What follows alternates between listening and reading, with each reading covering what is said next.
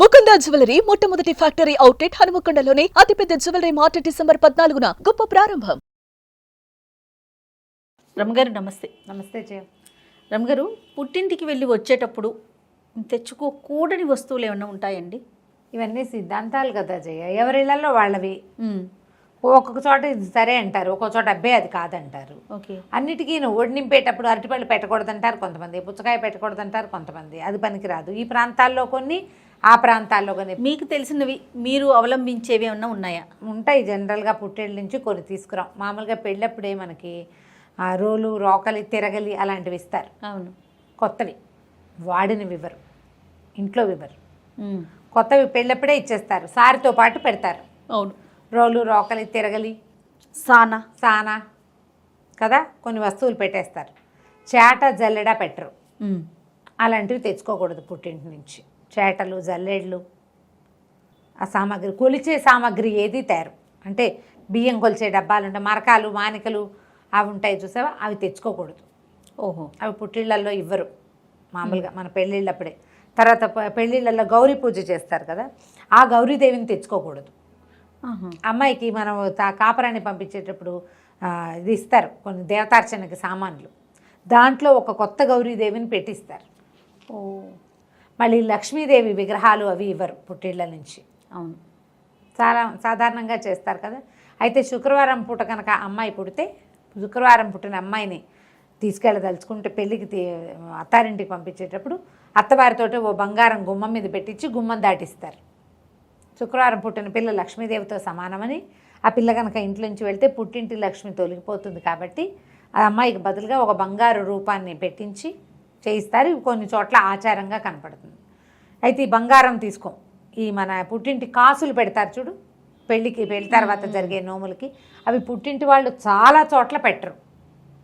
కాసులు అత్తవారే పెడతారు. లక్ష్మీ కాసు, రూపులు పెడతారు కదా, రూపులు పిల్లైనా కొనుక్కోవాలి, అత్తగారైనా కొనిపెట్టాలి, కానీ తల్లులు కొనిపెట్టకూడదు. ప్రాంతాల్లో ఇవన్నమాట. అక్కడి నుంచి నూనె, ఉప్పు అవి తీసుకెళ్ళకూడదు. అయితే నూనె తీసుకెళ్ళకూడదు, ఉప్పు తీసుకెళ్ళకూడదు. ఊరగాయలు మాత్రం పుట్టింటి నుంచే వస్తాయి. అవును. చాలా ఏళ్ల పాటు మరి పిల్లకి రాదు, పుట్టింటి వాళ్ళు ఇస్తారు. అయితే ఇప్పుడు చూస్తున్నాం పుట్టింటి వాళ్ళు ఇవ్వడం మనకు బాగా తెలుసు. మా అక్కలకి మా అమ్మ ఇస్తూనే ఉండేది. అట్లాగే వాళ్ళు వచ్చి ఇక్కడ పెట్టుకునేవాళ్ళు, ఇది వచ్చేసేవాళ్ళు. అత్తవారింటి నుంచి ఊరగాయలు వచ్చే విధానాలే ఇదివరకు ఉండేవి, అత్తారింట్లో పద్ధతే.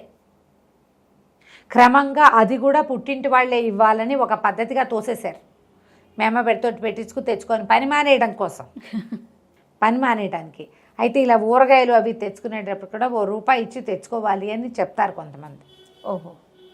ఒట్టిగా ఎలా పెడతారు, కాయలైనా మనం కొనాలి, నూనె మనం కొనాలి. నూనె, ఉప్పు పుట్టింటివి మన ఇంటికి రాకూడదు, దానివల్ల పుట్టింటికి ఇబ్బందులు వస్తాయి అని మనం ఎవరమైనా అలాగే అనుకుంటాం కదా. ఇప్పుడు పుట్టిల్లు వేరు, అత్తారిల్లు వేరు, ఈ భావాలు ఈనాడు లేవు. ఎందుకంటే ఆడపిల్లలకి సగం ఆస్తి ఇచ్చేస్తున్నారు. అంటే ఆడ మగ సమానమే కదా, ఏముంది పెద్ద ఇందులో, అంత సిద్ధాంతం ఏమీ లేదు.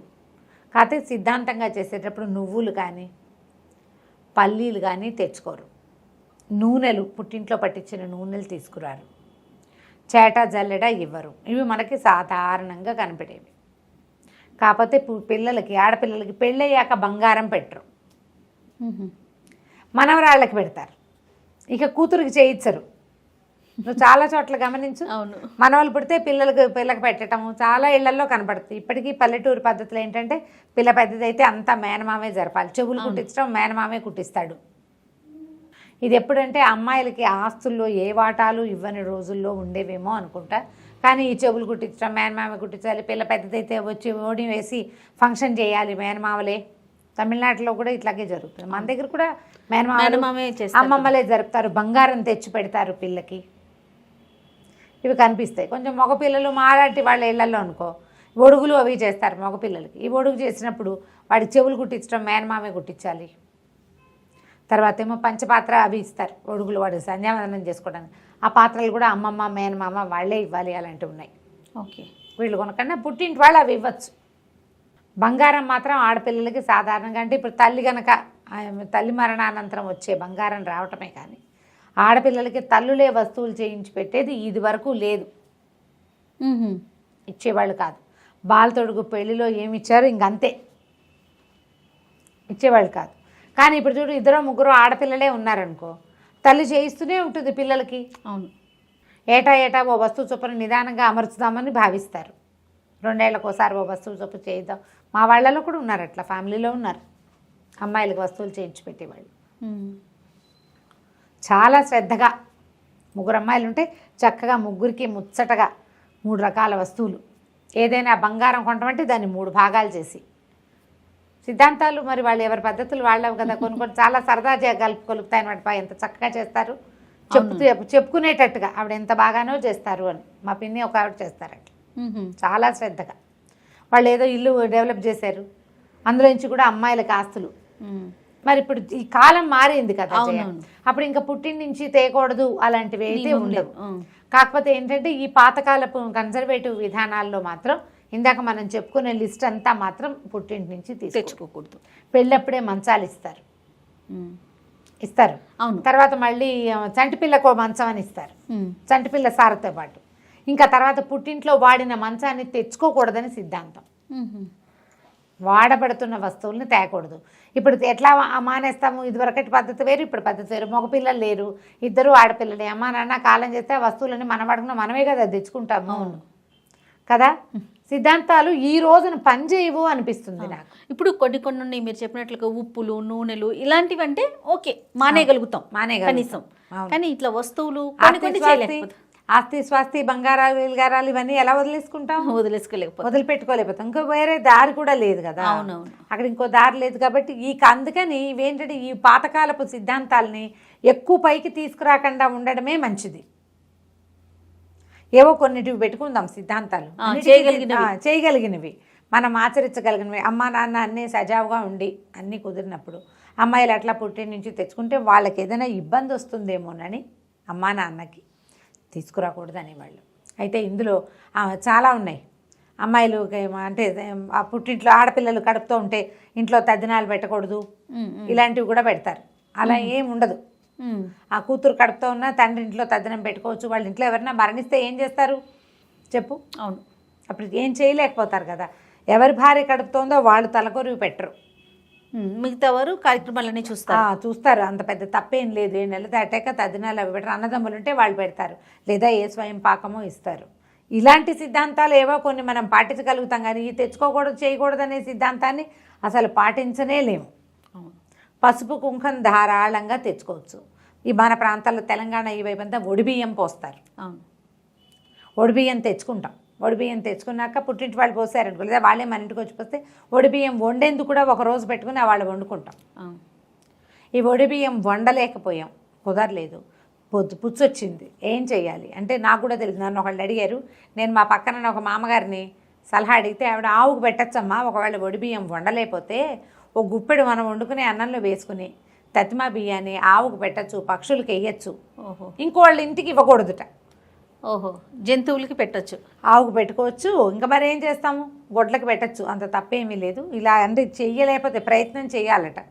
ఎలా అమ్మాయి బాగా గోరి ఒడిబియ్యం పోస్తారు, పుట్టింటి బాగా గోరి ఒడిబియ్యం వండాలట. అది దాని సిద్ధాంతం. మా ఫ్రెండ్స్లో కూడా కొంతమంది ఒడిబియ్యం పోసినప్పుడు ఒక ప్రోగ్రాం కింద పిలుస్తారు, మళ్ళీ వండుతున్నాం అని ఇంకో ప్రోగ్రాం కింద పుట్టింటి వాళ్ళని పిలుచుకుంటారు అందరినీ. అదే పాయసం కలిసి ఉండటానికి పెట్టినవే కదా రమ్మగారు ఇవన్నీ కూడా ప్రధానంగా. అవును, ప్రధానంగా ఒకళ్ళతో ఒకళ్ళు సోషలైజ్డ్గా ఉండటం కోసం పెట్టిన సిద్ధాంతాలు కొన్ని. కాబట్టి ఒడిగంటి బియ్యము ఇవన్నీ చక్కగా తెచ్చుకోవచ్చు. జనరల్గా ఏంటంటే పుట్టింటి నుంచి ముళ్ళ చెట్లు అవి తెచ్చుకోకూడదంట. గోరింటి చెట్టు ముళ్ళము పుట్టింటి నుంచి తేవచ్చా అని కూడా అడిగారు ఒకరు నన్ను. తెచ్చుకోకూడదంటారా? నేను మీ అమ్మ ఏమైనా కన్నదే ఆ గోరింటి చెట్టుని ఎక్కడో ఒక రెమ తెచ్చి ఈ పిల్లే పాత పెట్టిందిట వాళ్ళ ఇంట్లో. అది పెద్దదైంది, మళ్ళీ 3-4 రెమ్మలు పెడితే వచ్చింది. దానికి కూడా ఎందుకు ప్రశ్నలు వేస్తాము? పుట్టి నుంచి తులసమ్మని తెచ్చుకోవచ్చా? తెచ్చుకోవచ్చు. తులసి తెచ్చుకోవచ్చు, మొక్కలు తెచ్చుకోవచ్చు, విత్తనాలు తెచ్చుకోవచ్చు. ఇంకా మాట్లాడుకుంటూ పోతే ప్రతి దగ్గర అనుమానం వస్తుంది కదా, ప్రతి అనుమానమే. తులసమ్మని పెట్టచ్చా? తులసమ్మ అంటే ఇప్పుడు అమ్మ కాదు, తులసి చెట్టు. నువ్వు పూజ చేస్తే తులసమ్మ పాయింట్ అర్థమైందా? ఇప్పుడు 100 మొక్కలు వస్తాయి. ఆ మొక్కను నువ్వు ఒక కుండీలో పెట్టి ఆ కుండీకి పసుపు రాసి బొట్టెట్టి నువ్వు రోజు హారతిస్తే ఒక దాని మీద ఏదైనా అక్షింతలు వేసి పువ్వు వేసి పూజ చేసుకుంటున్నావు అనుకో, రోజు నైవేద్యం పెడితే ఆవిడ తులసమ్మ. అమ్మని చేస్తే నువ్వు అలా కాకుండా తులసి మొక్కలుగా ఉంచితే దానికి ఆ భయము లేదు, అనుమానం లేదు. ఆ కోట్ల నుంచి తీసుకోవచ్చు. వాళ్ళు పూజ చేసుకుంటున్నారు కదా, మేము పూజ చేసుకునే దేవుడిని నువ్వు ఎలా తెచ్చేస్తావు? అలా తేకూడదు.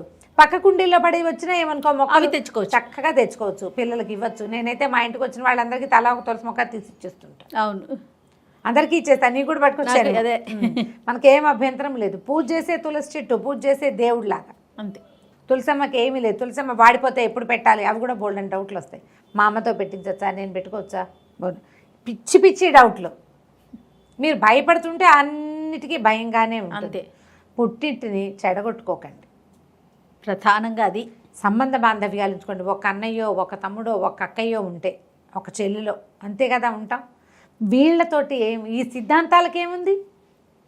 అవును, సిద్ధాంతం నువ్వు పాటిస్తే సిద్ధాంతం, పాటించకపోతే రాద్ధాంతం. ఏమీ లేదు అక్కడ. అవును, ఏమీ లేదు.